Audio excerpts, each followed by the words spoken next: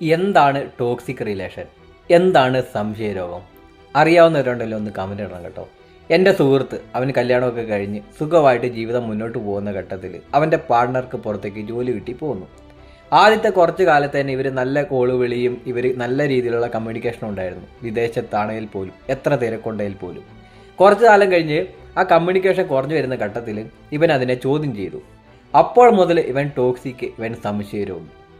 ആ ബന്ധം മുന്നോട്ട് പോകാൻ പറ്റാത്ത അവസ്ഥ വരികയും പിന്നീട് അത് ഡൈവേഴ്സിലേക്ക് എത്തുകയും ചെയ്തു. കുറച്ച് നാൾ കൂടെ കഴിഞ്ഞപ്പോൾ അവൾ വേറൊരു ചെറുക്കൻ്റെ കൂടെ വീഡിയോ ഒക്കെ പോസ്റ്റ് ചെയ്യാൻ തുടങ്ങി സോഷ്യൽ മീഡിയയിൽ.